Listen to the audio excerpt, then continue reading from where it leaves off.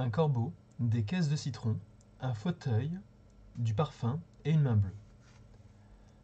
Lorsque le pasteur demanda si quelqu'un souhaitait s'opposer à cette union, il y eut un bruit sourd contre les portes de l'église. Tout le monde sursauta.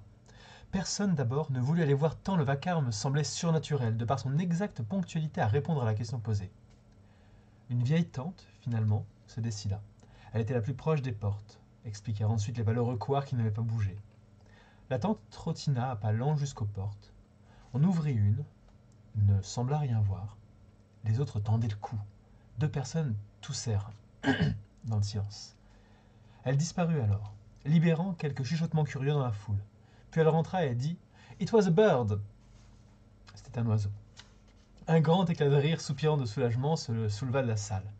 2 ou 3 exclamations exagérées et beaucoup de murmures s'étonnant d'avoir été étonnés. La cérémonie put reprendre. Rebecca et Walter furent mariés et reçurent la bénédiction du pasteur pour une vie de bonheur. Mais la vieille tante avait menti. Il ne s'agissait pas simplement d'un oiseau, mais d'un corbeau. Nul ne le saurait jamais. Elle avait ramassé le corps du volatile et l'avait jeté dans les broussailles. Le repas fut somptueux. 200 invités, des tablés gigantesques, un menu chiadé, gastronomique, de la fine vaisselle. Les invités dansèrent, les appareils photos crépitèrent, les sous vomirent, sans bruit, à l'écart. Puisque tous la regardaient dans sa robe de mariée, personne ne vit Rebecca dans cet écrin de soie et de dentelle trop serré. Nul ne vit qu'elle y respirait mal. Nul ne vit que son sourire aussi manquait d'air. Catherine, la mère de Rebecca, était satisfaite. Veuve trop jeune, elle avait dû élever ses 4 filles, seule, et avait beaucoup craint pour leur avenir. Elle avait répété les mises en garde. Work, don't mess with Pakis. They are invaders. En l'occurrence, travaillez. Ne traînez pas avec les Pakis, surnom péjoratif donné aux Britanniques d'origine pakistanaise. Ce sont des envahisseurs. En ce jour où elle mariait sa fille aînée, elle barrait mentalement son nom de sa liste des tâches à réaliser. Plus que 3 filles à marier, elle aurait accompli sa mission. D'autant que Walter était un bon parti. Fils de bonne famille, il avait un passé propre et un bel avenir. Tout leur entourage l'assurait. L'entourage ne se trompait pas. 1 an seulement après leur mariage, Walter eut une promotion éclair et fut propulsé à la tête de la société qui l'embauchait. Il s'installa à Malte avec Rebecca, qui, loin de se réjouir de voir de nouveaux paysages, s'effondra à l'idée d'être séparée de ses frères et sœurs. Car Rebecca s'ennuyait. La vie de couple ne correspondait en rien à ce qu'elle avait pensé. Les dîners étaient mornes, les matins tristes, les gestes d'amour raides et froids. Walter aimait sa femme, mais elle aurait voulu qu'il l'aime avec passion, alors qu'il l'aimait raisonnablement. Chacun de ses mots était prévisible, droit, ordinaire. Il ne posait aucune question inutile ou farfelue. Il ne faisait aucun geste superfétatoire. Il était désespérément normal. Leur villa de 250 mètres carrés, la vue sur la mer, les fleurs que Walter lui apportait tous les mercredis soirs à 20h10, rien ne ramena le sourire sur le visage de Rebecca, qui développa au contraire une propension à fondre en larmes sans raison, à la vue d'une bâtisse, d'un bateau, d'une couleur qu'elle trouvait singulière, d'un enfant.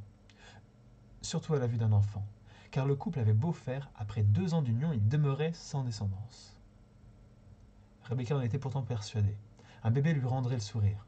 Elle lisait les magazines, suivait les conseils, attendait la bonne lune, mangeait du chou. On lui conseilla de ne plus se maquiller. Elle ôta son maquillage. On lui demanda d'éviter le parfum, mauvais pour la fécondité. Elle se promena libre de toute odeur. On lui recommanda des citrons. Elle se rendit au marché pour acheter des citrons. Et elle le vit.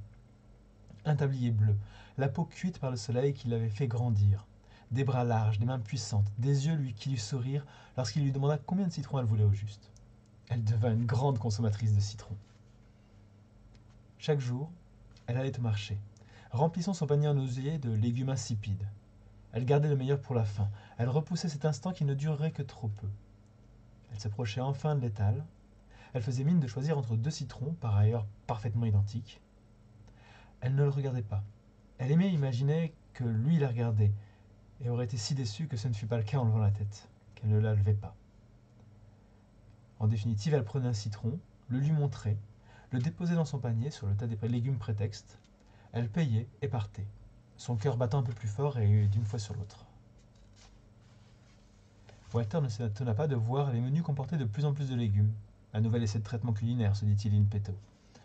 En revanche, lorsque Rebecca ressortit son maquillage, son parfum et changea de toilette chaque jour, il commença à se poser des questions.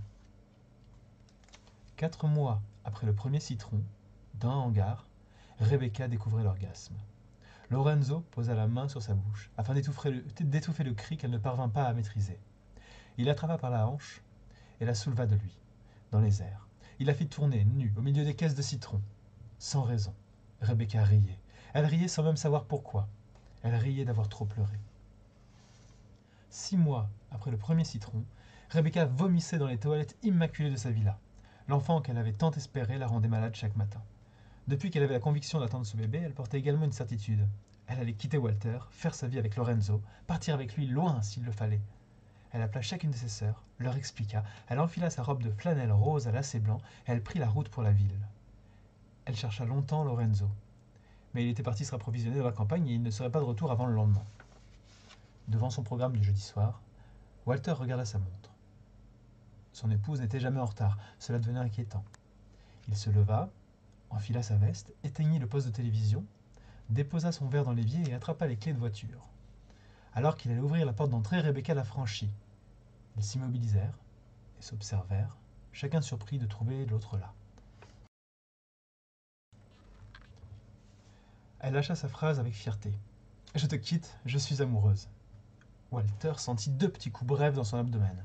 Le premier au mot « quitte », le second en voyant le sourire de Rebecca. Il sentit ses pensées lui échapper. Il les réorganisa rapidement et il lui répondit « De qui ?» Il crut voir de la déception sur le visage de sa femme, comme si elle s'était attendue à autre chose, mais ce fut si fugace qu'il douta même que c'eût existé.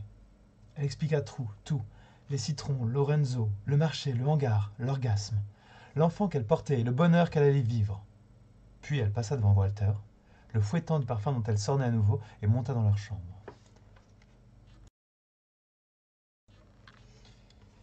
Dans son abdomen, Walter sentait un serpent gigantesque dévorer ses organes les uns après les autres. Il s'assit dans son fauteuil, face à la télévision muette, et passa la nuit les yeux ouverts. Il l'entendit se réveiller, se lever. Il entendit ses petits pas sur le parquet alors qu'elle courait vomir dans la salle de bain. L'eau coula. Elle se doucha rapidement. Il sentit son parfum envahir l'escalier. Elle traversa le couloir et sortit sans même le voir. Il ne bougea pas du fauteuil. Lorsqu'elle aperçut Lorenzo, Rebecca lui fit un signe de main auquel il répondit avec un sourire. Elle accéléra le pas, se jeta littéralement contre lui. Il l'enlaça, lui pinça les fesses. Elle sentit bien que quelque chose n'allait pas lorsqu'elle prononça le mot enceinte. Les yeux de Lorenzo peut-être qui s'étaient figés, son sourire qui avait blêmi. Walter entendit le taxi déposer Rebecca. La clé tournait dans la serrure, la porte s'ouvrir. Le parfum entra en premier, mais il avait changé, il s'était terni. Walter se leva du fauteuil. Dans le couloir, le visage ruiné de larmes, Rebecca pendait ses bras comme 2 choses inutiles. Walter s'approcha, la détailla de la tête aux pieds et la serra contre lui. Elle hurla, mais se laissa faire. Dans la petite clinique des Monts du Lyonnais, Walter fixe la télévision muette face à son fauteuil. Il tapote nerveusement de 2 doigts sur la coudoir. 3 heures qu'il attend.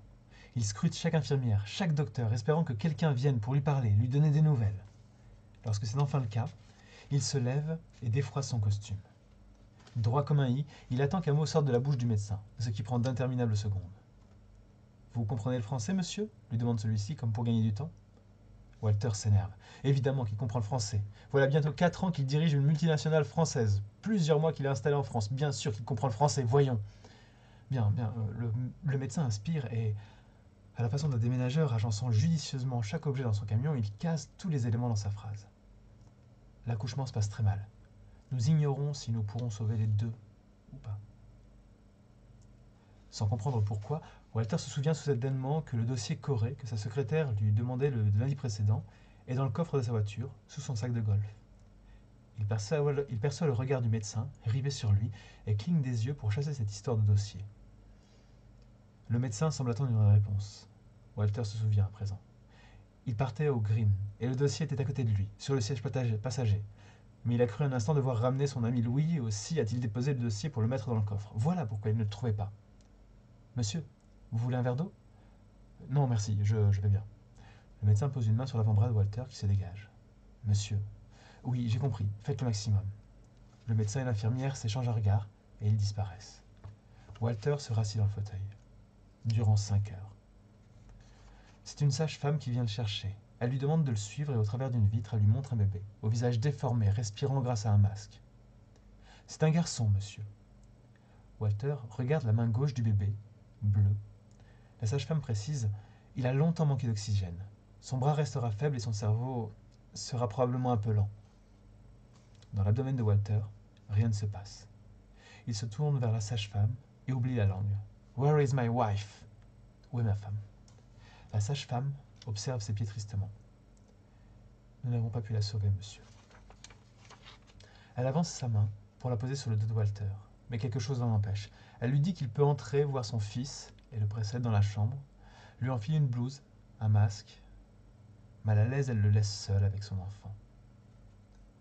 Raide devant le berceau, Walter fixe la main gauche du bébé. Il avance un peu la tête pour regarder son visage, qui semble avoir été passé à tabac.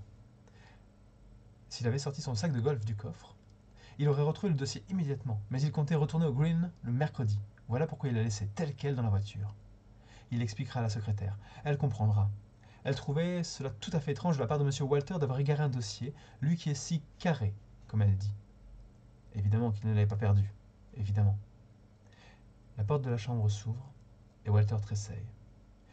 Une infirmière lui sourit, s'excuse et prend une feuille sur la table de chevet. Elle regarde le nouveau-né et dit à son père d'une voix douce. Il ne faut pas hésiter à beaucoup leur parler, vous savez.